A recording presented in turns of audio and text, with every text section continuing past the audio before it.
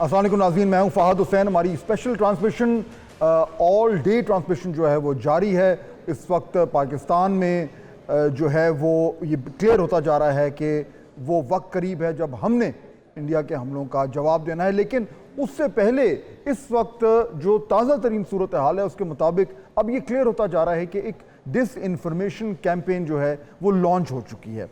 अब से कुछ ही देर पहले ये ख़बरें उड़ाई गई कि पाकिस्तान के ड्रोन्स ने जो है वो मकबूजा कश्मीर में कोई हमला किया है, और ऊपर से इस तरह के अजीब अजीब किस्म के जो हैं वो दावे भी इंडियन मीडिया की तरफ से सुनने को आए, जिन पे हंसी आती है कि उन्होंने हमारे 1 या 2 जहाज़ गिराए। ये सब कुछ इसलिए हो रहा है क्योंकि जो एक अनप्रेसिडेंटेड नुकसान पहुंचाया है पाकिस्तान ने इंडिया को, उनके 5 जहाज़ गिरा के उसके बाद शायद लगता यूँ है कि इंडिया में उनकी आर्म्ड फोर्सेस में और उनके लोगों में एक अजीब सा एक पैनिक सा मच गया है, और हमें तरह तरह की जो है वो बातें सुनने को मिल रही है। इंडिया जो है वो मुकम्मल तौर पर डिनाई कर रहा है कि कोई उनका जहाज़ नहीं गिरा, और वो इस दीदा दलेरी से ये झूठ बोल रहे हैं कि पाकिस्तान में मेरे ख्याल में हम सब ये सोचने में मजबूर हो जाते हैं कि ये जिस चीज़ को ये जर्नलिज्म कह रहे हैं वो एक्चुअली है क्या। लेकिन unfortunately for them international media ने, इंटरनेशनल एक्सपर्ट्स ने अब ये कहना शुरू कर दिया है ये बहुत कॉन्फिडेंस से कि इंडिया के जहाज़ पाकिस्तान ने गिराए। अब कोई 2 कह रहा है, कोई 3 कह रहा है, नंबर आहिस्ता आहिस्ता बढ़ते हैं, और मेरे ख्याल में ज़्यादा टाइम नहीं लगेगा जब ये क्लियरली इस्टेब्लिश हो जाएगा कि उनके 3 राफेल, एक SU-30 और एक MiG-29 जो है वो पाकिस्तान ने गिराया है। ये इसका एक डेवस्टेटिंग इम्पैक्ट हुआ है, और उसकी वजह से अब जो है वो हमें हर तरह की एक डिसइंफॉर्मेशन देखने को मिल रही है। जब से ड्रोन्स ने पाकिस्तान में हमला किया है सुबह से, तो उसके बाद मेरे ख्याल में जो एस्केलेशन हुई है वो अब मेरे ख्याल में पाकिस्तान को कोई चॉइस नहीं देती कि हमने भी रिस्पॉन्ड करना है, और रिस्पॉन्ड ऐसे करना है जिससे इंडिया को पेन भी महसूस हो और पनिशमेंट भी महसूस हो।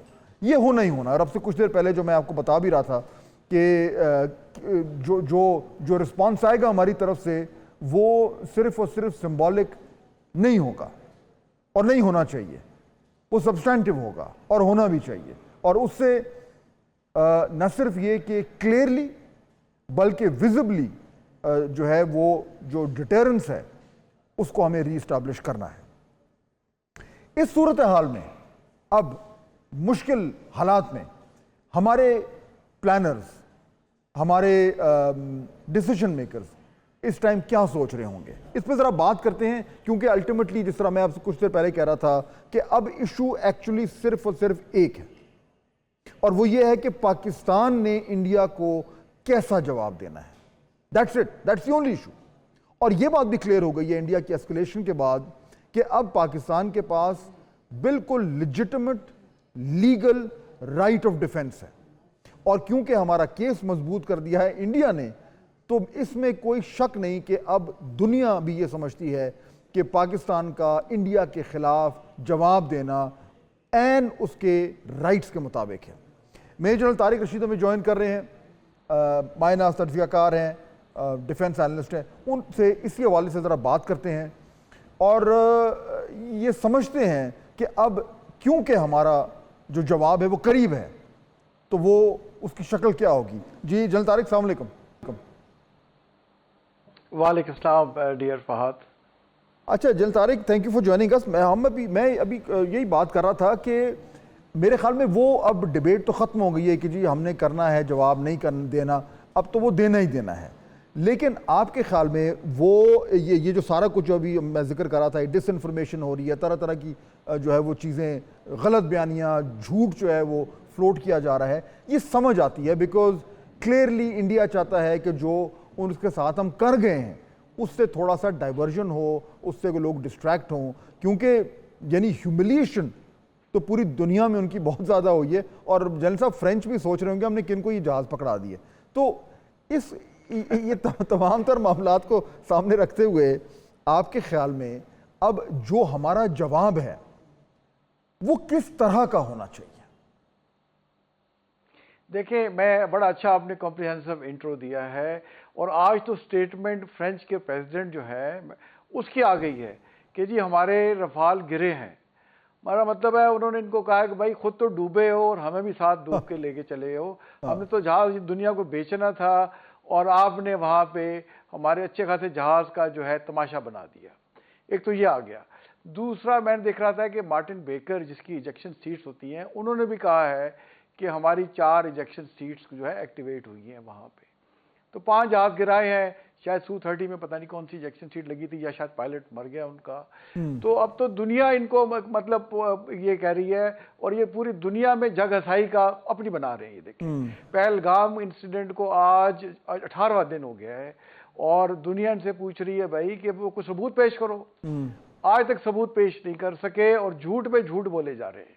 अब अपने 5 जहाज गिरा के अब इनमें हिम्मत नहीं रही। एक तो अपने जहाजों को देखे फॉरवर्ड एयरबेस से पीछे ले, अब इनमें इतने डर गए और उनको पीछे लेके जो बेसिक थोड़े डेप्थ में वहां लेके चले गए। फॉरवर्ड एयरबेस इन्होंने खाली कर दिए और फिर अब ऊपर से ड्रोन से हमले कर रहे हैं। भाई हमारे पास ड्रोन नहीं है, हमारे तो इंडिजिनस ड्रोन है भाई। हमारे पास भी आप जैसे ये हैरब जो इजराइल का ड्रोन इन्होंने इस्तेमाल कर रहे हैं, हमारे पास भी इसी करेक्टरिस्टिक, इसी के हम पल्ला, बुराक और शापर है जो हम इस्तेमाल करेंगे। और जैसे डीजीआई स्पीयर ने कहा कि हमारा रिस्पांस बिल्कुल आएगा, देखिए बिल्कुल आएगा। हम अपने वक्त और उस जगह का खुद तयन करेंगे और मेरा ख्याल है ये रिस्पांस बड़ा पोटेंट होगा। और अगर इंडिया ने बैक ट्रैक नहीं किया, मेरा अपना ख्याल है उससे पहले ये बैक ट्रैक करने की पूरी कोशिश करेंगे। इराक के देखें, ईरान के वजीर खारजा इन्होंने स्पेशल बुलाया है दिल्ली में। वो पाकिस्तान से विजिट तो कर गए थे, वहाँ इस वक्त आज भी मौजूद हैं। और रिसेंट आज ही खबर आई है कि सऊदी अरेबिया के भी वजीर खारजा वहाँ पहुँच गए हैं। तो मेरा ख्याल है ये बिल्कुल अब फेस सेविंग पे आ गए हैं और उससे पहले झूठ पे झूठ बोल रहे हैं। भाई हम क्यों मकबूजा कश्मीर में ड्रोन से अटैक करेंगे भाई? हम तो कश्मीर को आजाद कराना चाहते हैं। बिल्कुल, हम क्यों करेंगे? हम कश्मीर में क्यों, वहां उनका एक जो ओनली जरिया माश जो है वो टूरिज्म है, हम वहां पे टूरिस्ट को क्यों अटैक करेंगे भाई? बिल्कुल। तो कश्मीर के इसका भाइयों के साथ हाँ, ये नहीं, ये आपकी बात ठीक है बिल्कुल जनता रहे कि ये एब्सोल्युटली वो फॉग ऑफ वॉर जो है उसको ये फैला रहे हैं और उससे ये चाहते हैं कि जो अटेंशन है वो किसी तरीके से उनका जो बहुत बड़ा फेल्यूर है उससे हट जाए। मेजर जनरल जाहिद अभी ज्वाइन कर रहे हैं। जनरल जाहिद, अस्सलाम वालेकुम and welcome to the show. ये बताइए जी, अस्सलाम वालेकुम फहद, थैंक यू जी। माय प्लेजर जी। और जनरल तारिक रशीद भी हमारे साथ हैं। मैं आज बात एक्चुअली ये करना चाह रहा हूँ कि अब और ये मैं बार बार इसलिए कह रहा हूँ कि जो कन्फ्यूजन लोगों के जहनों में ना हो। आज इंडिया ने पूरी कोशिश की है, ड्रोन भेजे, उससे ऑब्वियसली सिविल सोसाइटी में एक परेशानी तो होती है, लेकिन ये भी साई वॉर का हिस्सा है। और शायद वो ये भी ट्राई कर रहे थे कि हमारे जो एयर डिफेंस सिस्टम्स हैं उनको टेस्ट करें। बट मेरे ख्याल में इस वक्त ना तो ड्रोन स्टोरी है, ना तो जिस तरीके से वो कश्मीर में, मकबूजा कश्मीर में एक डिसइंफॉर्मेशन फैला रहे हैं, ना वो है। वो डिस्ट्रैक्ट करना चाह रहे हैं from the main story general Zahid, और वो ये है कि अब हमने कैसे उनको जवाब देना है। That is the key thing. और मैं ये चाह रहा था कि हम जरा सा अपने लोगों को भी, पाकिस्तानियों को भी और इंडियंस को भी थोड़ा सा फ्लैश आउट करके बताएं कि अब जो हमारी तरफ से पनिशमेंट आने लगी है वो किस टाइप की होगी। They should know what kind of punishment is being prepared for them. थोड़ा सा इस पे जरा इलैबोरेट करें। जी, thank you Fahad for the invite. देखिए, इस वक्त आपकी बात बिल्कुल ठीक है। साइबर वॉरफेयर, इंफॉर्मेशन वॉरफेयर, इस वक्त जो फेक न्यूज की फैक्ट्री है इस वक्त पीक पे है जी। स्पेशली जो कंफ्यूजन, वो कंफ्यूजन तो नहीं है, अपने लोगों को उन्होंने इतना फियर कर दिया है। और उन्होंने आज देखिए अपने क्रिकेट को, जितना स्टेडियम को, धर्मशाला की मैं बात कर रहा हूँ जिसको खाली कराया, देखिए 53.5 करोड़ के करीब लोग जो है व्यूअरशिप कर रहे होते हैं जी। तकरीबन अराउंड 50 करोड़ से ज्यादा लोग इस वक्त देख रहे होते हैं। इस वक्त वो अपने आप को ये शो कर रहे हैं कि पाकिस्तान अभी भी अग्रेसर बना हुआ है। वो जो इवेंट हुआ 22 तारीख को, जो कासिस बलाय बनाया इन्होंने फेक फॉल्स फ्लैग को, उसको वो कहते हैं जी that was the actual escalation शुरू की पाकिस्तान ने, और हम तो रिस्पॉन्डिंग मोड में और हम रिस्पॉन्ड कर रहे हैं। ये वो क्लेम कर रहे हैं। उनके सेक्रेटरी जो मिश्री हैं वो आज उस पर बात कर रहे थे, तो उन्होंने उसको तो कहा जी एस्केलेशन वहां से शुरू हुई। अब देखिए पाकिस्तान का जो रिस्पॉन्स है फाद साहब वो पहले दिन ही पाकिस्तान ने बता दिया कि उन्होंने सिविलियन टारगेट्स लिए हैं जी। पहली दफा ये ऐसा हुआ है कि किसी न्यूक्लियर कंट्रीज के आपस में एक डुएल हुआ है और उसमें सिविलियन टारगेट्स को डायरेक्ट पहले शुरू से ही हिट किया गया है जी। वरना हमारी कश्मीर के बीच में बहुत सारी होती रही हैं, पहले भी वॉर्स भी होती रही हैं, स्क्रिमिशेस भी होती रहती हैं, एस्केलेशंस भी हो जाती हैं, लेकिन वो लिमिटेड टू कश्मीर रही या लिमिटेड रही। लेकिन इन्होंने सिविलियन टारगेट्स को हिट करके एक्चुअली तुम ये अपने होम ऑडियंस को एड्रेस कर रहा है, उन्हीं को दिखा रहा है, शो केसिंग कर रहा है। अब पाकिस्तान का रिस्पांस पहले भी मिलिट्री टारगेट्स पे गया और अब भी मिलिट्री टारगेट्स पे ही जाएगा। ये पंजाब की फेक न्यूज एस्टेब्लिश कर रहे हैं ताकि जो सिखों को ये सबक सिखाना चाह रहे हैं, उनको यदि बता रहे हैं, खौफ दिला रहे हैं और उनको बता रहे हैं कि तुम लोग इनके लिए अगर सॉफ्ट कॉर्नर रखते हो, अगर तुम्हारे ऊपर इसलिए वीजा की रिस्ट्रिक्शन पाकिस्तान ने नहीं लगाई तो look they are targeting you. वो इंडिया के सिर्फ हिंदुत्व के माइंडसेट को या उसकी रोग मिलिट्री को या रोग रॉ को नहीं टारगेट कर रहे, वो आपको भी टारगेट कर रहे हैं। डेलिबरेटली इन्होंने खुद ही ड्रामा करके पुंछ के बीच में एक इन्होंने गुरुद्वारा को हिट किया है और 3 सिख मार दिए हैं वहां पे, जिस तरह अपने 26 पहले लोग मारे हैं अपने हिंदुस्तानी, तो इसी तरह उनको मार दिया वहां पे फेंके। देखिए जी, पाकिस्तान का रिस्पांस मोस्ट प्रोबेबली इंशाल्लाह मिलिट्री डोमेन में जाएगा और वो इतना इफेक्टिव होगा कि उसकी एम्बैरेसमेंट को धोने के लिए इनको कोई ना कोई और स्टेप उठाना पड़ेगा। अब जी जो पहले दिन का डुअल हुआ है जी, जो पाकिस्तान का इफेक्टिव डिफेंसिव मनूवर गया है, उसमें देखिए उनके 56-60 के करीब कैजुअलिटीज हैं कश्मीर के बॉर्डर्स LOC के ऊपर। Brigade headquarter was taken out, technically एक बटालियन वाज टेकन आउट, और उसके अलावा 5 एयरक्राफ्ट। और राफेल वाली जो देखो ना, देखिए एक मिलिट्री ऑब्जेक्टिव होता है कई दफा to embarrass the armed forces. तो पाकिस्तान के इस एक एक्शन ने, पाकिस्तान के 45 मिनट्स के एक्शन ने इंडियन एयरफोर्स को तो एम्बैरस कर दिया, not only internationally, domestic audience को सवाल करना शुरू हो गया कि राफेल करते रहते हो, टैक्स का हमारा पैसा खा गए हो, करप्शन मनी तुम लोग लेते हो, और ये this is the performance of Rafale. लेकिन राफेल को भी इन्होंने बदनाम करा। इसको थोड़ा सा अगर मैं एक डिफरेंट के टेंजेंट में लेके जाऊं, बिल्कुल आप सही बात कह रहे हैं कि जो राफेल का जो पूरा हो तो टूट गया, और मेरे ख्याल में जिस तरह की ये रिजाउंडिंग सक्सेस पाकिस्तान एयरफोर्स ने ली है, मैं तो कल से एक्चुअली ये बात कर रहा हूँ कि ये अब इसकी जो केस स्टडीज़ हैं ये पढ़ाई जाएंगी एकेडमीज में कि किस तरीके से आप दुनिया का जो मॉडर्न तरीन जहाज है उसको आधे घंटे में you can down 3 of them. So unprecedented ये सक्सेस है। लेकिन मैं तरह जनरल तारिक अभी जो जनरल जायद बात कर रहे थे, let me just take it from there.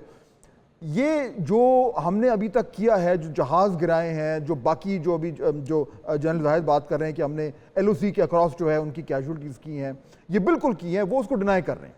लेकिन जो अब हमारा रिस्पांस आना है उसकी जो इफेक्टिवनेस है, उसकी 2-3 चीज़ें होंगी जो अभी आपने बात की कि वो सिर्फ सिंबॉलिक नहीं होना चाहिए, वो सब्सटैंटिव होना चाहिए और मिलिट्री टारगेट्स होने चाहिए। सिविलियंस को तो हमने टारगेट नहीं कर रहा, लेकिन उसमें एक और फैक्टर है जो मैं ऐड करना चाहता हूं कि वो हमारा रिस्पांस विजिबल होना चाहिए, यानी इट शुड बी टेलीवाइज्ड। आजकल कुछ टेलीवाइज ना हो तो वो नजर नहीं आता, विच मीन्स के जो भी हमने टारगेट्स लेने हैं वो ऐसे होंगे कि सारी दुनिया उसको देखेगी अपनी स्क्रीन पर कि ये लगा है टारगेट आके।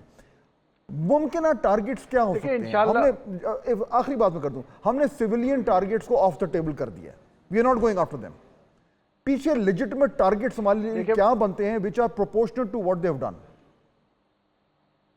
बिल्कुल सही आप कह रहे हैं। देखें इंशाल्लाह जब रिस्पांस जाएगा, अब DGSPR ने और हमारे डिप्टी प्राइम मिनिस्टर ने बड़ा क्लियरली कहा है, वो इफेक्टिव होगा, वो पोटेंट होगा, बड़ा पेनफुल होगा। और इसके अगर बयान की क्रेडिबिलिटी देखी जाए तो जो कुछ पाकिस्तान ने आज तक कहा उससे बढ़ के दिखाया। मतलब पाकिस्तान ने कहा कि हम जंग में पहल नहीं करेंगे, और अगर आपने हम पे हमला किया तो फिर हमारा रिस्पांस आपसे एक दर्जे बढ़ के होगा, पेनफुल होगा और स्विफ्ट होगा। वही किया हमने, 5 जहाज इनके जो है वो मार गिराए। अब जो हमने कहा है कि जी हम अपने टाइम एंड प्लेस अपनी चूजिंग के और मेजर्ड रिस्पांस देंगे, ऐसा रिस्पांस देंगे कि जो आप भी देखेंगे और दुनिया भी देखेगी। अब देखें ये रिस्पांस वक्त से पहले तो हम डिस्क्लोज नहीं कर सकते और हम उनको गेस करते रहें, लेकिन मैं इसके चंद कंटूर आपको बता देता हूँ। देखिए, एक तो हमारा हक बनता है कि उन्होंने हमारा नीलम झेलम प्रोजेक्ट पे उन्होंने शेलिंग की, थोड़ी बहुत डैमेज की जो मीडिया ने दिखाई। तो एक तो हमें उनका टारगेट जो है, कोई भी डैम जो है उस पर हमें हमला हम कर सकते हैं, हमारे पास जवाब है। आपने पहल की हमारे डैम पे अटैक करने की और आप हमारा पानी बंद करना चाहते हैं, हमें एक उनको एक सबक सिखाना चाहिए किसी भी डैम पे हमला करके। दूसरा, आप देखें वो जो है कश्मीर से सिर्फ एक रोड जो है गुरदासपुर, माधोपुर, सांबा, कठुआ, अखनूर से गुजरती है। 90% जो line of communication, logistic, support और ट्रांसपोर्टेशन इस रूट से चलती है। सिंगल रोड है ये। और बाद में जब हमने इनका द्रास कारगिल काटा था तो फिर इन्होंने ले मनाली बनाई पीछे से, लेकिन वो सारा साल खुली नहीं रहती, सिर्फ 10% मैक्सिमम ट्रैफिक उस पर चलती है। इस जो रोड को मैंने इंडिकेट किया, इस पर नंबर ऑफ ब्रिजेस है। हमने एक ब्रिज भी उड़ा दिया, कश्मीर इनसे कट जाएगा। हमारा जो रिस्पांस होगा वो इनके काउंटर फोर्स टारगेट, जो मिलिट्री टारगेट्स पे उस पे जाएगा। वो इनके कोर हेडक्वार्टर्स, जो इनकी स्ट्राइक कोर्स हैं, हम इनको निशाना बना सकते हैं, इनके डिवाइड क्वार्टर्स को बना सकते हैं। जैसे मैंने कहा, जो इंपॉर्टेंट क्रिटिकल की ब्रिजेस हैं वो काट सकते हैं। इस वक्त जो है एक सेंस ऑफ जो है ना, जब हम इस वक्त इंडिया के डिसीजन लूप में एंटर हो चुके हैं। हमने एक जो स्टेट ऑफ पैरालिसिस कॉज कर दी है इंडियन की हायर कमांड और लीडरशिप में। उसकी बुखलाहट में आके ये बोंगी और इस किस्म की हरकतें कर रहे हैं, ओछे हथकंडों पे आ गए हैं। तो हमारा जो रिस्पांस होगा वो इंशाल्लाह ऐसा होना चाहिए। अगर मुझे ये रिस्पांस देना पड़े, मैं इंडिया कश्मीर को इंडिया से काटूंगा। मैं ऐसी मैनूवर करूंगा कि जिससे जो है खालिस्तान भी आजाद हो जाए और इनके जो हमलावर फोर्सेस हैं उनको स्वेयरली हम मॉल्ड करें और डैमेज करें। और उसके बाद ये स्टेट कर दें कि अगर आपने मैं लास्ट खत्म कर रहा हूं, और अगर आपने हमारे इस रिस्पांस के जवाब में दिया तो नेक्स्ट हमारा रिस्पांस भी इससे एक नॉच ज्यादा होगा and we can go to nuclear जो है strike on India. I am glad कि आपने बड़ी स्पेसिफिक बात की। और जनरल जाहिद, जिस तरह अभी जनरल तारिक बात कर रहे हैं कि इंफ्रास्ट्रक्चर है, बड़ा इंपॉर्टेंट है। इंफ्रास्ट्रक्चर को आप हिट कर सकते हैं, उनके जो मिलिट्री हेडक्वार्टर्स हैं उनको हिट कर सकते हैं। ऑब्वियसली क्योंकि इंडिया ने ये प्रेसिडेंट अब डाल दिया है जनरल जाहिद के, उन्होंने हमारे सिविलियंस को शहीद किया है, तो हमारी ह्यूमन कैजुअलिटीज़ तो हो गई हैं and they've drawn first blood. अब हम सिविलियन कैजुअलिटीज़ तो नहीं करेंगे, लेकिन उनके जो मिलिट्री पर्सनल हैं वो भी टारगेट होंगे। मैं अब एक और सिनेरियो आपके सामने रखना चाह रहा हूँ, taking a Q from general Tariq, जो कि बड़े स्पेसिफिक रहे हैं। उन्होंने हमारे डायरेक्ट शहरों में जनरल जाहिद हमला किया है और ये कहकर हमला किया है कि जी यहाँ पे सो कॉल्ड दहशतगर्द हैं, और उनको आके उन्होंने हिट किया है। Same thing can apply to them. Let's assume for a second, हमें पता है कि बलूचिस्तान में वो दहशतगर्दी कर रहे हैं जनरल जाहिद। हमें यह भी पता है कि जाफर एक्सप्रेस में डायरेक्टली वो लोग लिंक्ड थे। अगर हमें यह पता चलता है कि जो लोग जाफर एक्सप्रेस में पीछे हैंडलर्स थे और वो दिल्ली में एक बिल्डिंग में रह रहे हैं, we can hit that building.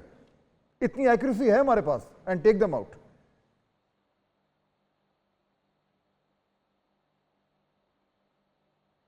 General Zahid. जी बिल्कुल, देखिए पाकिस्तान हैज मूव फॉरवर्ड। जी पाकिस्तान बहुत आगे आ चुका है और आप जिस तरफ हिंट कर रहे हैं, ऑफ कोर्स रॉ के जो ऑपरेटर्स हैं वो चाहे अभी दिल्ली में बैठे हैं या काबुल में बैठे हैं या कहीं भी बैठे हैं, तो वो प्रेसिडेंस तो है वर्ल्ड में कि you take out the objectives and targets. Pakistan को इसलिए तो हम हमेशा कहते हैं ना कि जब भी इंसिडेंट हो, जो भी उसमें कैरेक्टर्स और जो लोग उसमें शामिल हैं उनको बिल्कुल आइडेंटिफाई करके इमीडिएटली वर्ल्ड के सामने रखना पड़ता है। जी आजकल तो वो कहते हैं ना कि जब तक वो बच्चा रोए नहीं तो माँ भी उस वक्त उसको दूध नहीं पिलाती। जी हम जो सुपर ये कभी कभी मोरालिटी के अपने ऊपर छाप लगा लेते हैं, दिस इज वेरी डेंजरस। हमें इसको बिल्कुल इवेंट टू इवेंट, हमें इनका मंकी हमारे पास बैठा हुआ, इससे बड़ा और क्या सबूत हम दुनिया को दे सकते हैं। तो एवरी टाइम इन्होंने रो रो के और हर इवेंट को वो यूज करते हैं। Yes we can take their targets. इनके आरएसएस जो है वो थॉट है, देखिए ना, वो कहते हैं इनके वो भी कह रहे हैं कि इनके हैंडलर्स, इनके सपोर्टर्स, इनके जो थिंकर्स है, तो इनकी भी जो एप्लीकेशन जहां से हो रही है, जहां पे डोवल ने तो क्लेम किया हुआ है कि जी मैं पाकिस्तान को डिस्टेबलाइज किया, बलूचिस्तान को किया। अभी ऑफ कोर्स कुलभूषण ने यहाँ पे बहुत सारे नाम दिए हैं, बहुत सारे लोगों का बताया है कि कौन है कौन नहीं। अभी आपने जो जेलम से मजीद को पकड़ा है जी, और उसने नाम लिया है ऑफिसर्स का, जेसीओस का और सर्विंग मिलिट्री का।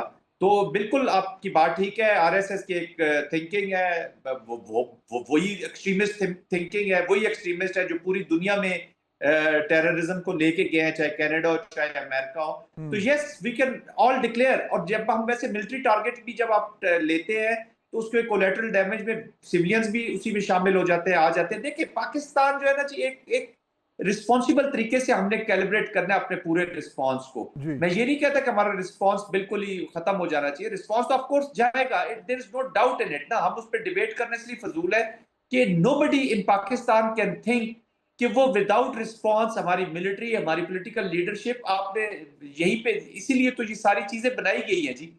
मैं और आप किस लिए बैठे हैं? हमारा हमने इसलिए बनाया गया, ये मिलिट्री किस लिए बैठी है, जनरल साहब बैठे हुए हैं, इसी एक मकसद के लिए बनाई गई थी, दैट इज इंडिया। और अगर वहां पे भी हमारा रिस्पॉन्स नहीं जाता और हम कम कर जाते हैं चीजों के, तो फिर तो उसका पूरा कोई फायदा ही नहीं है ना, पर्पज ही नहीं है।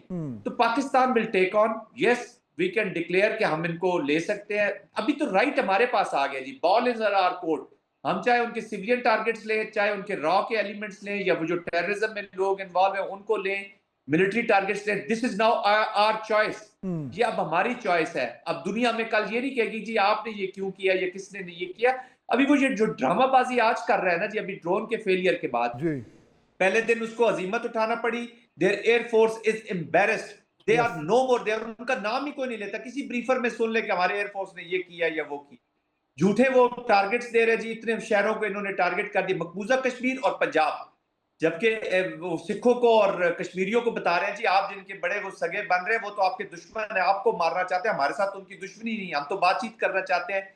और ये पहली दफा मैंने कुछ टर्म सुनी है कि जी नॉन एस्केलेटरी टारगेट्स हमने लिए, सिविलियंस मार दिए और कह रहे हैं जी मुल्क एस्केलेशन, यानी कि जब फौजी पाकिस्तान का मरेगा तो तब फौज रिस्पॉन्स करेगी। It is never happened. Pakistan की एक एक जान उतनी कीमती है जितना जो भी और वो देखिए चीफ आर्मी स्टाफ ने जब बलोचिस्तान काबुल वाला इंसिडेंट हुआ था, जब वहां से आया था तो चीफ आर्मी स्टाफ ने बड़ा क्लियरली कहा था कि एक एक पाकिस्तानी की जान, हमारी जो अफगान पॉलिसी या दोस्ती है उस पे उससे वो ज्यादा मोतबर है जी।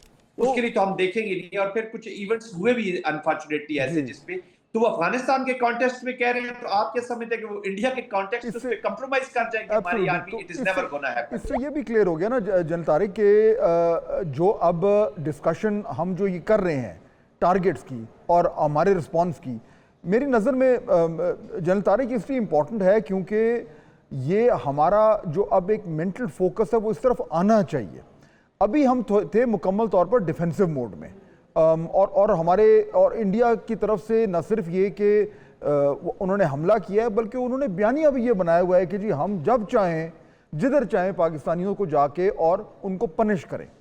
ये पहली बार हो रहा है कि अब पनिशमेंट हमारी तरफ से आनी है, और ये जो पनिशमेंट का मोड है, ये जो पनिशमेंट का जो नेचर है, ये इंडियंस को ये रियलाइज नहीं कर पा रहे। वो समझ रहे हैं कि उनके सामने पता नहीं कोई भूटान है या क्या है। तो मैं ये चाह रहा हूं कि इवन इन टर्म्स ऑफ ये जो हम बयानिए की बात कर रहे हैं, हमारे लोगों को भी पता होना चाहिए कि what form this punishment can take. India has to pay a price for its done. ये शायद उनको अंदाजा नहीं हो रहा इंडियंस को कि उन्होंने क्या कीमत अदा करनी है। देखिए ये इनको बिल्कुल बड़ी क्लियर तरीके से मेरा ख्याल है अंदाज़ा है, और मोदी को उसके मिलिट्री कमांडर बता रहे थे कि हम पाकिस्तान के साथ इस वक्त जो है जंग करने की पोजीशन में नहीं है। और देखिए इसलिए इसने नॉर्दर्न कमांड कमांडर को सैक कर दिया, और सुचिंद्रा कुमार साहब को, और इसी तरह से डिफेंस इंटेलिजेंस के चीफ को सैक कर दिया, और vice chief of air staff को सैक कर दिया।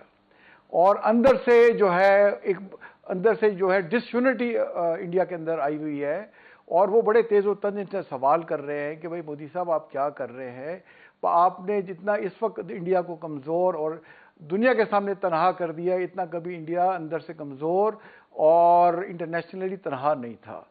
बट मोदी को ज़्यादा पढ़ा लिखा नहीं है। मैं एक वीडियो देख रहा था, उसमें इनके एक मेंबर ऑफ पार्लियामेंट खातून थी, वो स्पीच कर रही थी। वो कह रही है, मोदी साहब कह रहे हैं मैं नई दिल्ली यूनिवर्सिटी में पढ़ता रहा हूँ फलाने साल में, कहने लगी मैं खुद वहाँ पढ़ती थी, हमने तो मोदी को वहाँ नहीं देखा। तो ये ज़्यादा पढ़ा लिखा नहीं है, और ये आरएसएस की सपोर्ट से बना है, और हिंदुत्व की पॉलिसी लेके चलता है। हिंदुत्व का मतलब ये है हिंदूनेस, कि हिंदुस्तान इज़ फॉर हिंदू, और दुनिया में ये हिंदू मज़हब को फैलाना चाहते हैं।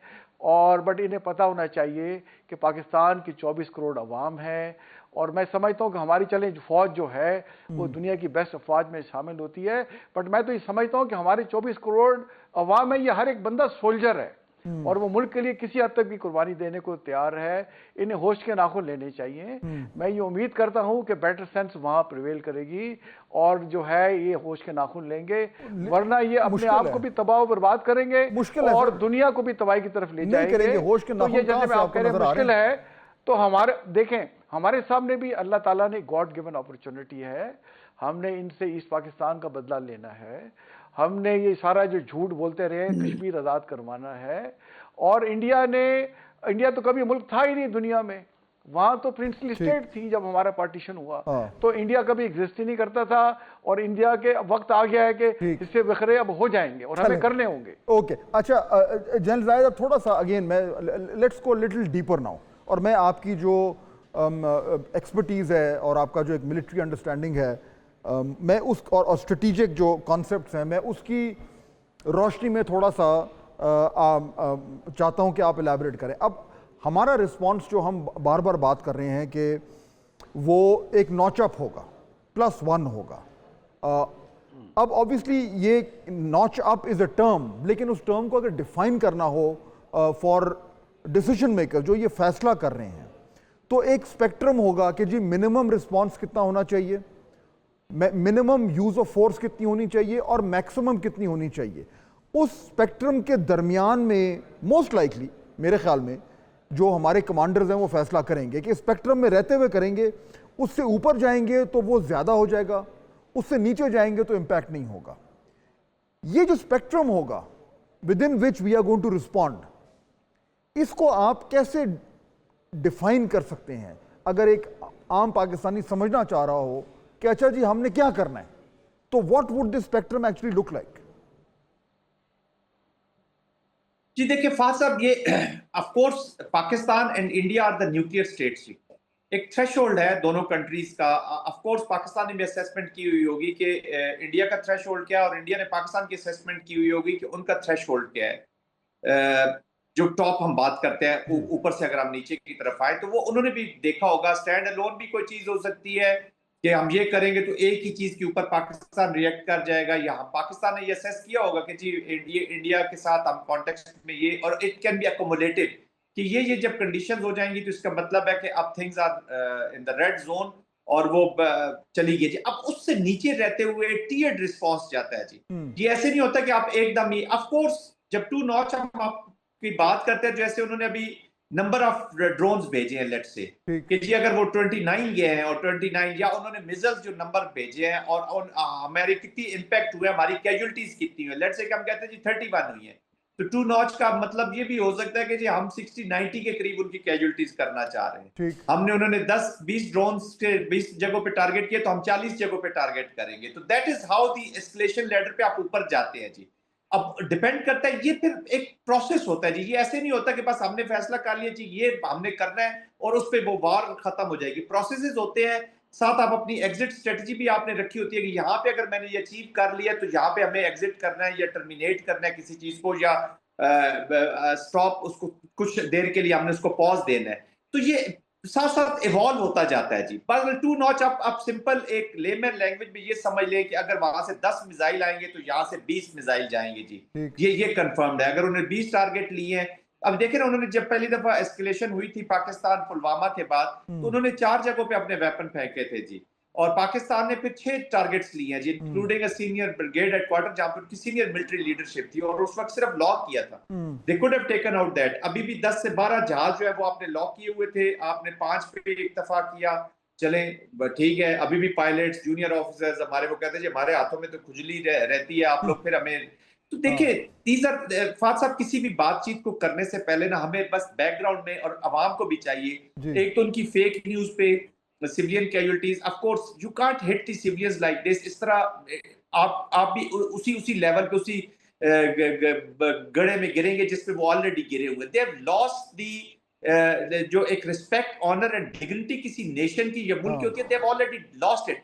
ये सिर्फ इंटरेस्ट की वजह से उनकी कुछ अरसे के लिए वैल्यू बनी रहेगी, जिस दिन वो यूजलेस हो जाएंगे तो like a toilet paper, not even the वो नैपकिन की टॉयलेट पेपर की तरह दे विल बी फ्लश। ये मैं आपको बता दूं, जब क्योंकि इंटरेस्ट तो चेंज होते रहते हैं जी। कल रशिया और अमेरिका का देख ले, वर्ल्ड वॉर से पहले की देख ले, अब वही कोलैबोरेटर्स है, सपोर्टर्स है जी, सिस्टम ने तो चलना है जी। तो फिर ये Aahista Aahista slowly and gradually आप एस्केलेशन लेडर पे ऊपर जाते हैं, अपने रिस्पॉन्सेज करते जाते बिल्कुल। हैं। लेकिन जब एक चीज अनाउंस कर देती है मिलिट्री लीडरशिप या पॉलिटिकल लीडरशिप, और अगर उसको वो नहीं करती तो उनकी अपनी एम्बैरेसमेंट होती है, they lost the credibility, it is not going to happen in this case. ठीक है, let's take a quick break नाज़रीन। हमारे दोनों मेहमान हमारे साथ हैं, ये बड़ी डिस्कशन है और ये इसलिए भी इम्पोर्टेंट है क्योंकि मेरे ख्याल में इस वक्त पाकिस्तान में एक शख्स ऐसा नहीं होगा जो ये ना कहे कि हमें इंडिया के खिलाफ सख्त से सख्त रिस्पॉन्स करना चाहिए। कल तक शायद फिर भी कुछ लोग थे जो ये कह रहे थे कि जी ठीक है, हमने उनके 5 जहाज गिरा दिए और शायद ये काफ़ी है, हमने बदला ले लिया।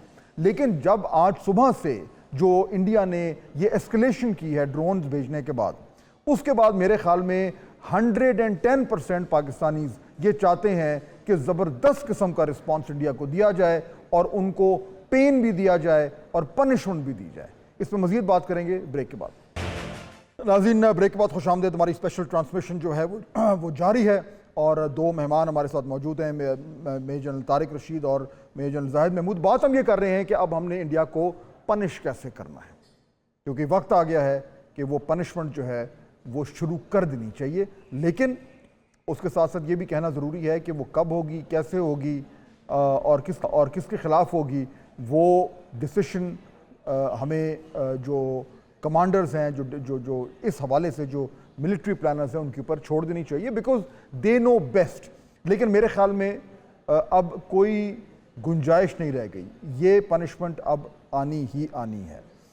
जनरल तारिक, इस हालात में अभी तक जो हमारी इंगेजमेंट हुई है वो 2 लेवल पे हुई है। एक तो एयर जो कॉम्बैट हुआ है जिसमें हमने उनकी एयरफोर्स को ह्यूमिलिएट किया है, and I don't use this word lightly, मेरे ख्याल में ये वर्ड ठीक है, हमने उनको ह्यूमिलिएट किया है।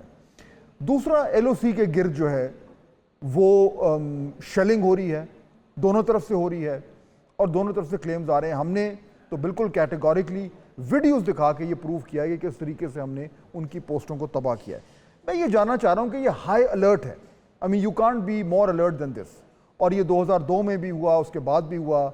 आप दोनों जो हैं वो आई एम श्योर उस वक्त फौज में थे, आपने खुद भी देखा होगा कि वो हाई अलर्ट कैसे हुआ था।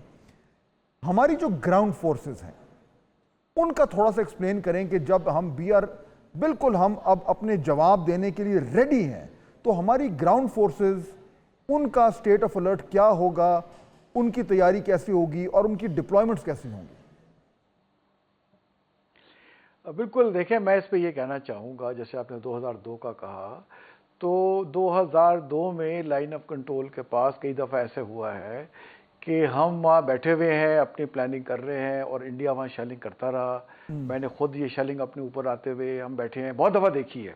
और ये मतलब एक नॉर्मल सा एक वहाँ रूटीन एक वक्त में, जैसे स्पेशली 2002 में थी, और हमने जो है ये जो लाइफ एंड डेथ जो है बहुत करीब से देखी है। हमारे कई उसमें साथी शहीद भी हुए और हमने भी उन पर बहुत ज़्यादा डैमेज हमने किया है। और ये हमारी जो है पाकिस्तान की कैपेबिलिटी और डेटरेंस जिसको हमने इंडिया को दूर किया हुआ है। देखें, मैं ये समझता हूँ कि अगर इंडिया ने हम पे अटैक करना होता अपनी ग्राउंड फोर्सेस के साथ, तो अभी तक कर चुका होता। अब तो हम तैयार हैं, हमारी जो है ग्राउंड फोर्सेस, हमारी स्ट्राइक फॉर्मेशंस, जो हमारे स्ट्रेटेजिक असेंबलीज एरिया होते हैं, वहाँ बिल्कुल मौजूद हैं विद नंबर ऑफ ऑप्शंस। और ये सिचुएशन के मुताबिक फिर ये इनकी प्लेसिंग होती है और ये फिर दुश्मन के खिलाफ कार्रवाइयाँ करते हैं। मैंने जो हमारा रिस्पांस होना चाहिए ब्रॉडली तो आपको बताया है कि उसके ये कंट्रोल होने चाहिए, जैसे मैंने आपको लाइन ऑफ कम्युनिकेशन का बताया, और इसी तरह से उनकी सेंसिटिविटी जो जिसे हम कहते हैं रावी ब्यास कॉरिडोर, अमृतसर का जो इलाका है, या रावी चनाब कॉरिडोर जो सियालकोट और नारोवाल का इलाका है, और पुंछ चमजोड़ियाँ का इलाका है, वहाँ से ले के द्रास कारगिल तक हम किसी वक्त भी जब चाहें अपने एट विल इनको काट सकते हैं। और हम फायर पावर से भी काट सकते हैं, और ग्राउंड मनूवर से अगर हमने लिंक अप कर दिए अपनी ये जो सक्सेस हम इंशाल्लाह अचीव करेंगे, तो इंडिया बिल्कुल उसके टुकड़े टुकड़े हो जाएंगे, आपस में ये कट जाएगा और ये इसकी जो है जैसे मैंने कहा इसका अपने मंतकी इंजाम को पहुंच जाएगा। और इंडिया को चाहिए बिल्कुल, होश के तो ना जी होश का ना खुले। लेकिन अगर हम ग्राउंड की बात कर रहे हैं जनरल जाहिद, तो जो मैं अभी आपसे पहले बात कर रहा था कि वो जो स्पेक्ट्रम है जिसके दरमियान हमने अपना रिस्पांस देना है, उसमें क्या ग्राउंड फोर्सेस का रोल आपको नजर आता है इस राउंड में? और क्या ग्राउंड से कोई इस तरह का ऑफेंसिव हो सकता है जो हमारे रिस्पांस का हिस्सा बने?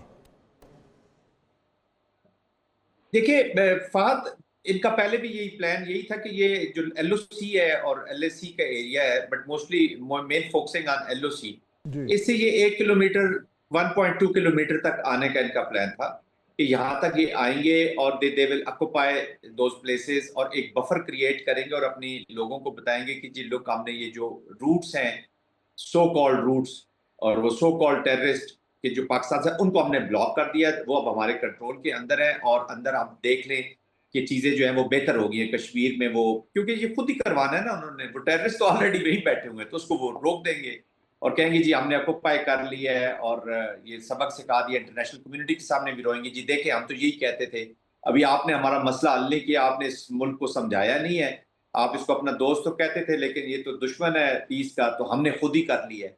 अवाम में वो पोलिटिकली इस तरह शुरू हो जाते हैं कि जी देखो बीजेपी आई है तो ये टेररिज्म को रोक लिया है, वरना तो कांग्रेस और बाकी पार्टी जो है, वैसे है सिक्के के दो हिस्से ही हैं, ये जरा जंग आलूद है। तो हमने ये ऑपरेशन सिंदूर जो अल्हम्दुलिल्लाह पहले 24 घंटे के अंदर अंदर ही, 24 घंटे के पहले 45 मिनट्स के अंदर अंदर ही ऑपरेशन कलन का टीका बन गया इनके लिए, अब उसी एम्बेरसमेंट को छुपा रहे हैं। देखिए फिजिकली अब भी ये कर सकते हैं, ये कोई ना कोई ऐसी जगह पे, जैसे इन्होंने ये फेक क्रिएट किए हैं, फिजिकली किसी ऐसी जगह पे इंक्रेस करके और थोड़ा सा इलाका एलओसी के इर्द गिर्द कब्जा करके और ये शो करे कि जी हमने तो बिल्कुल ही वो वहां से खत्म कर दिया, but it will have reaction. तो यहाँ पे जो आप कह रहे हैं कि ट्रुप्स का किधर एक्सचेंज हो सकता है, तो लिमिटेड वॉरफेयर, जैसे जन साहब अभी पहले भी बात करते हैं कि लिमिटेड कॉन्टेक्स्ट में तो एक किस्म का चीज शुरू हो चुकी है जी, लिमिटेड के उसके बीच। बट मोस्ट प्रोबेबली ये जो इसी तरह का ड्रोन्स और इस तरह की चीजें, क्योंकि अगर वो मिसाइल और इस तरह की कोई चीज पाकिस्तान पे फायर करते हैं अदर देन दिस जो लिमिटेड कॉन्टेक्स्ट में मैंने बात की है, तो then it will have a serious repercussions. फिर तो मेरे ख्याल में फिर डेंजरस जोन में चली जाएगी, रेड जोन में जाएगी, फिर स्ट्रेटेजिक एप्लीकेशन होने के भी चांसेस बहुत ज्यादा बढ़ जाएंगे। तो जितना जितना एस्केलेशन लेडर पे वो, लेकिन आई एम श्योर कि वो एस्केलेशन लेडर से जो पाकिस्तान का उसको थ्रेशोल्ड का अगर वो जो फियर है कि लाइकली ये है, उससे नीचे ही इसको रखने की कोशिश करेगा। ऑल आउट वॉर देखिए वो मूवमेंट्स होती हैं, बड़े ट्रुप्स ने इनके आना है, ऑलरेडी चाइना ने मूव कर दिए हुए हैं, ऑलरेडी हफ्ता पहले उनकी डिप्लॉयमेंट हुई है, आपको पता ही होगा। इनकी वहां पे फोर्सेस फंसी हुई हैं, 3-4 लाख तो इनकी नीचे ईस्ट में जो 7 सिस्टर स्टेट्स हैं वहां पे फंसी हुई हैं। तो न्यूमेरिकली अगर इनको मूव करा के जब तक लाएगा नहीं, उसकी रिपोर्ट्स अभी तक तो नहीं है। आई एम श्योर के क्योंकि इन्फॉर्मेशन हमारे पास 100% इस वक्त तो नहीं है जी, हमें तो जो चीजें जहां से हम इंफॉर्मेशन कुछ ले सकते हैं वो है, लेकिन 100%। लेकिन इनकी deployment, Pakistan has taken the इनकी जो डिप्लॉयमेंट का जो जितना टाइम है वो हमारे से तो कहीं ज्यादा है। We are quicker to deploy जी, उसी को एड्रेस करने के लिए और सरप्राइज अचीव करने के लिए तो ये न्यू कोल्ड स्टार्ट डॉक्ट्रिन लेके आए थे जी, आप इसमें मूव कर जाएंगे एक्सरसाइजेस के बहाने और ये वो सारा कुछ। लेकिन ये अजीब सी लीडरशिप है, सरप्राइज अगर उनकी फिनेस थी, ऑपरेशनल फिनेस, उसी को इन्होंने अनाउंस कर दिया जी हम ये करने लगे हैं, वो कर लें, ताकि पाकिस्तान पहले अलर्ट में चला जाए। अलर्ट ना होता तो आप 25 मिनट्स के बाद फाद साहब 45 मिनट के अंदर 5 जहाज गिराने की पोजीशन में थे। तो there are elements already on ground, Pakistan is alert, Pakistan is watching them. और ये 21वीं सदी है जी, अभी ये जो प्रोजेक्टाइल वगैरह फायर कर रहे हैं जो वहां पे वो खुद ही मार रहे हैं अपने इलाकों में, ये अभी ट्रेस छोड़ जाते हैं जी अपने, अभी ये दुनिया को पता चल जाएंगे, आप थोड़े ही दिनों में देखेंगे ये किधर से फायर हुए हैं, किधर गिरे हैं। तो ये कोई 1965 की जंग तो नहीं है कि चले जी वो पता ही नहीं चलेगा, ना दुनिया है ना इंटरनेशनल मीडिया है, तो फेक न्यूज की फैक्ट्री चलती रहेगी। बिल्कुल अपनी देखें ना, इन्होंने अपनी आवाम को इलिटरेट कर दिया जी, to use their common sense. एक फियर में ले गए हैं, मोस्टली अब पीपल आर फियर। इनके मैंने पढ़े लिखे लोगों को भी अब ऐसी डिबेट करते देखा है जिनको या तो पता ही नहीं है कि न्यूक्लियर की इंप्लीकेशंस क्या हैं, या वो पाकिस्तान को समझ नहीं पा रहे। तो दिस इज इन्होंने पूरी अपनी आवाम को जहलियत के गड़े में फेंक दिया मोदी साहब ने हिंदुत्व। तो पता नहीं, मुझे तो समझ नहीं आ रही कि ये विजनरी कोई चीज है या ये पुराने इनको स्टोन एज में ले जाएगा। हमारे लिए भी एक्चुअली जनरल तारिक, हमारे लिए ये सीरियस सोर्स ऑफ कंसर्न होना चाहिए कि एक हमारे नेबरहुड में एक इतना मुल्क जो इतना अनस्टेबल हो और वो इतना इमेच्योर किस्म की पॉलिसीज लेके चलता हो। मेरे ख्याल में ये हमारे अल्टीमेटली लॉन्ग टर्म इंटरेस्ट में हमारे भी ये है कि हमारा नेबर कोई स्टेबल मुल्क हो, उसकी कोई स्टेबल लीडरशिप हो, ताकि वो कोई थोड़ा सा एक सैनिटी हो, लेकिन अभी वो नहीं हो रही। तो इसलिए अब ये इम्पॉर्टेंट हो गया है कि वो अनस्टेबल मुल्क की अनस्टेबल गवर्नमेंट को अगर हमने ये रिमाइंड कराना है कि जो एक डेटरेंस लेवल है बिटवीन द टू कंट्रीज, वो उसको वायलेट नहीं कर सकते। और इस वक्त इंडिया में जनरल तारिक एक उन्होंने अपने आप को ये कन्विंस कर दिया है, और ये बिल्कुल जनरल जायद जो बात कर रहे हैं मैं उसी से जोड़ रहा हूँ। It actually they have actually started to believe their own propaganda. यानी उनकी इंस्टेबिलिटी का ये हाल है कि वो उन्होंने अपने आप को एक अजीब ख्वाबों की दुनिया में कन्विंस कर दिया है कि जी हमने तो ये सब न्यूक्लियर लेवल पे डेटरेंस को ख़त्म कर दिया है, और अब जब दिल चाहे हम पाकिस्तान को आके उस पर हमले कर देंगे। तो ये वाला जो नुक्ता है जनरल तारिक, इसको हमने करना है re-establish, so that they know that the deterrence holds. इसको रीस्टैब्लिश करने के लिए हमें कितना फोर्सफुल इनके ऊपर अटैक करना पड़ेगा। यानी बेसिकली मैं समझना चाह रहा हूं कि इंडियंस को कितनी हाई प्राइस पे करनी पड़ेगी जिसके बाद उनको ये एहसास हो कि वो जो डेटरेंस है वो रीस्टैब्लिश हो गया। देखिए, वो हमारा डेटरेंस इंशाल्लाह रीस्टैब्लिश हम करेंगे। हमें चाहिए कि जिस तरह से ये पहलगाम में जब इंसिडेंट हुआ तो हमारे मीडिया ने एक एक्सलेंट कैंपेन लॉन्च की, और इंडियन अवाम ने हमारी कैंपेन को सुना, और इतनी इफेक्टिव थी कि उन्होंने हमारे चैनल ब्लॉक कर दिए, हमारे मुख्तलिफ अकाउंट्स ब्लॉक किए, यूट्यूबर के, कई हमारे मेन स्ट्रीम मीडिया के चैनल ब्लॉक कर दिया, ISPR को ब्लॉक किया, हमारे डिफेंस मिनिस्टर के अकाउंट को ब्लॉक किया। हमारा ये वाला चैनल भी ब्लॉक करता है जब दूसरा एक न्यूज़ भी ब्लॉक हुआ है, आपका ब्लॉक हुआ हाँ, तो बड़ा इफेक्टिव चैनल है एक न्यूज़, और उस पर स्पेशल आप इसको हेड कर रहे हैं, लीड कर रहे हैं। तो उन्होंने तमाम जो हमारे इफेक्टिव चैनल से उनको ब्लॉक किया। ये शो करता है आपकी acknowledgement, it's a feather in your cap by the Indians कि जी हम आपको जो है इतना इफेक्टिव हैं कि वो सुनना बर्दाश्त नहीं कर सकते। तो हमें चाहिए कि ये अपना इफेक्टिव जो है एक अपर एज मीडिया के थ्रू कायम रखें। जो P5 कंट्रीज़ हैं जिनकी परमानेंट वोट है, वीटो पावर है यूनाइटेड नेशन में, उन्हें हमें कॉन्स्टेंटली इन टच रहना चाहिए और उन्हें बताना चाहिए कि देखें हम अभी तक रिस्ट्रेन कर रहे हैं, और हमने उसको रिएक्टिव मोड में आए, हमने उनको रिस्पॉन्ड किया है, हमने अब हमारा हक है, हमने इसको जवाब देना है। ये 25 करोड़ अवाम का मुल्क है।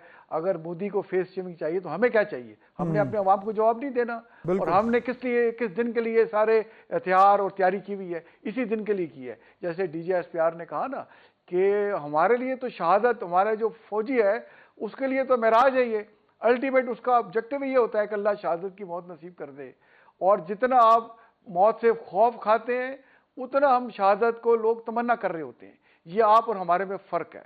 इस वक्त साइकोलॉजिकली और मॉरली और मोरल पॉइंट ऑफ व्यू और पोलिटिकली भी हमारा एक अपर एज आ चुका है। हम इंडिया हमारे दबाव में है, और वो खिसियानी बिल्ली करके ड्रोन शोन से हमला कर रहा है, प्रोपेगेंडा कर रहा है। और जैसे आज कहा DGSPR ने कि भाई आप ये तो कर लें, बट रिस्पॉन्स जो हम देंगे, जो हमने अभी तक कहा है उस पर पूरे भी उतरे हैं। आप जो भी करते रहे प्रोपेगेंडा उस पर पूरे नहीं उतरे, यू रिमेन शॉर्ट, और हमने आपको ब्लडी नोज दिया है, दुनिया के सामने आप बेइज्जत हुए हैं। आप वेट करें हमारे रिस्पॉन्स का, वो जब रिस्पॉन्स आएगा पूरी दुनिया भी देख लेगी और आप भी देख लेंगे। होश के नाखुन लें, बैक ट्रैक करें, वरना हमें पता है कि आप लातों के भूत हैं, आप बातों से नहीं मानेंगे। हम लातों से आपकी मरम्मत करेंगे और इंशाल्लाह जल्द करेंगे। बिल्कुल जनरल जायद, अब ये जो भी हमारा रिस्पॉन्स आएगा उसके बाद एक नई डायनामिक्स जनरेट होगी, क्योंकि वो फिर स्टार्टिंग पॉइंट होगा for everything that happens afterwards, including जो नैरेटिव मेकिंग है। तो ऑब्वियसली जब ये हमारा रिस्पांस फाइनल होगा तो मेरे ख्याल में एंड आई अज्यूम कि उसके बाद, यानी उस रिस्पांस के बाद सारी सूरत हाल को कैसे मैनेज करना है, including diplomacy, including narrative, and including of course the chance के अगर भारत जो है वो फिर से रिस्पॉन्ड करता है। ये जो तमाम तर प्लानिंग है ये आई अज्यूम कि ये हो रही होगी। इसको मद्देनजर रखते हुए जनरल जायद, जो मैं समझना चाह रहा हूँ कि ये जो मैं पहले भी बात कर रहा था कि वो किस तरह की कीमत है जो भारत को पे करना जरूरी है before they realize that deterrence has been reestablished. अच्छा फाद साहब, बिल्कुल ठीक है। मैं आपके सवाल से आने से पहले, क्योंकि बड़ी लॉजिकल और हम स्लोली एंड ग्रेजुअली आगे बढ़ रहे हैं और बड़ी जबरदस्त डिबेट जा रही है। मैं तो खैर खुद पार्टिसिपेंट डिबेट में, आई डोंट नो जबरदस्त जा रही, but at least we are moving logically. ये तो अभी सामईन आपके बताएंगे, नाजरीन बताएंगे। तीन चीजें मैं क्विकली कमेंट कर लूं जो पिछली डिबेट पे। एक, आपने कहा जी पाकिस्तान उसका जो डिफेंसिव मोड है, पाकिस्तान डिफेंसिव नहीं, पाकिस्तान ने जो टेक्निकल लेवल पे या जो ऑपरेशन लेवल पे ना डेटरेंस है वो पाकिस्तान ने रीगेन किया। आपने उनकी एक मिलिट्री की, उनके एक एयरफोर्स को you have knocked out of the war, not the battle but the war. Indian context में, इंडिया के लोगों में आपके 45 मिनट में आपने उनको नॉकआउट कर दिया। आज वो फेक न्यूज से कह रहे हैं जी हमने, पाकिस्तान ने कोई 20-25 ड्रोन और वो भेजे, तुम्हारी सुपीरियर इलेक्ट्रॉनिक्स ने उनको रोक लिया, वो इफेक्टिव नहीं हो सके, सुपीरियर हमारी स्ट्रेटजी वो चीजें थी, हमने उनको इंटरसेप्ट किया, गिर नहीं सके वो उनके जो मिलिट्री ब्रीफर्स थे।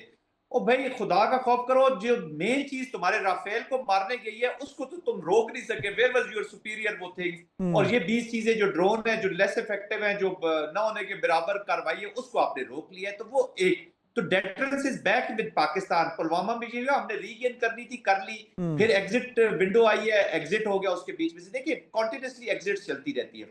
दूसरा मैं क्विकली ये दोनों चीजें हो गई। तीसरा देखिए, जनरल तारिक साहब ने बड़ी अच्छी बात की कि जो जज्बा शहादत है, सारा कुछ शहादत इज अ सुप्रीम थिंग। हमने भी जंग लड़ी है जी, गोलियां भी खाई हैं, जख्मी भी हुए, लेकिन शहीद होने से पहले 100-150 मार के शहीद होगा पाकिस्तानी सिपाही इस दफा। ये भी याद रखना चाहिए कि शहादत बहुत बड़ा जज्बा, उसका तो कोई मैच ही नहीं है। लेकिन ये शहीद होने वाली है फौज, मतलब ये नहीं है कि बस मैं जाऊं जी अल्लाह मुझे शहादत दे दे और मैं बैटल के 5-10 मिनट में शहीद हो जाऊंगा। ये बैटल हार्डन मिलिट्री है। ये 50-50, 60-60 जो 5-5, 4-4, 5-5 लड़कों की हमारी पोस्ट होती है, तो वहां पे 100 की तादाद में ये तालिबान वगैरह और ये इनके जो स्टूजेस हैं, इनकी प्रॉक्सीज उन पे अटैक करते रहे, वो डट के इनका मुकाबला करते रहे। हमने वॉर ऑन टेरर जीती हुई है। ये तो अभी इन्वायरमेंट 21 में चेंज हुई है और एक प्रॉक्सी जिसने लॉन्च किए हैं, जिसको अभी ऑल ऑफ नेशन के तहत आपने उसको एड्रेस करना है, तो फिर थोड़ी सी सिचुएशन खराब हुई है। Poor withdrawal, bad withdrawal of Afghanistan, Russia, American from Afghanistan, उनका फेलियर जिसको वो खुद एम्बैरेसिंग सिचुएशन, उसके बाद ये नहीं बैटल हार्डन मिलिट्री है। They will knock out them first, sort out them first, और फिर शहादत तो इंशाल्लाह अल्लाह ने जिसके नसीब में लिखी होगी। सोल्जर के एक ड्रीम होता है, उस पर तो नो कम्प्रोमाइज। मैं रिलीजियस बात नहीं कर रहा। अब मैं आपकी जो पॉइंट है कि हमने कैसे, देखिए मिलिट्री स्ट्रेटेजी में या मिलिट्री एप्लीकेशन में ना, आप मुख्तलिफ जगहों पे इसमें जज्बात से काम नहीं लिया जाता है फवाद साहब।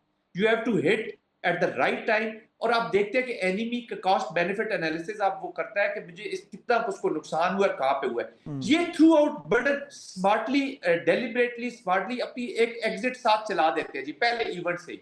वो होता है बैकडोर चैनल्स, वो होते हैं अपने फ्रेंड्स के जरिए। Already they have sent messages to Pakistan कि जी आप डीएस्केलेट करते हैं, लेट्स डीएस्केलेट, और साथ साथ ये भी टेस्ट करते रहते हैं। तो ये पिछली दफा भी ये हुआ, अब भी राब्ते हैं, रिक्वेस्ट भी करते हैं, फिर थर्ड कंट्री से कभी कभी शुक्रिया भी अदा करते हैं। तो this is unpredictable enemy. But having said that, कि पाकिस्तान इसको बिल्कुल कैलिब्रेट करेगा to all the escalation ladders. Pakistan has the capacity, capability and will to go to all ladders. Why? अब देखिए ना, मेन कॉन्फ्लिक्ट है कश्मीर। ये कल अगले साल फिर हम 2 साल बाद, 2.5 साल बाद, 3 साल बाद फिर ये डिस्कशन कर रहे होंगे। फिर आप रेफरेंस देंगे अगर जिंदगी दी तो जनरल तारिक भी यही बैठे होंगे, जरा थोड़े से बूढ़े हो गए होंगे, मैं थोड़ा सा और बूढ़ा हो गया होऊंगा, बट हम तो this has to finish now. हमारे पास देखे ना, हमने और काम बड़े करने हैं, तो कॉन्फ्लिक्ट रेजोल्यूशन की तरफ जाना चाहिए। ये military domain is not a big issue. मैं ऑनेस्टली आपको बता रहा हूं, अगर आप ये जो इंफॉर्मेशन वॉरफेयर है, डिस इंफॉर्मेशन जो उन्होंने फैलाई हुई है, इसमें डूबने की कोई जरूरत नहीं है। इससे बचना है आपने। हाइब्रिड की एप्लीकेशन है। Every soul, mind and body has to apply the senses.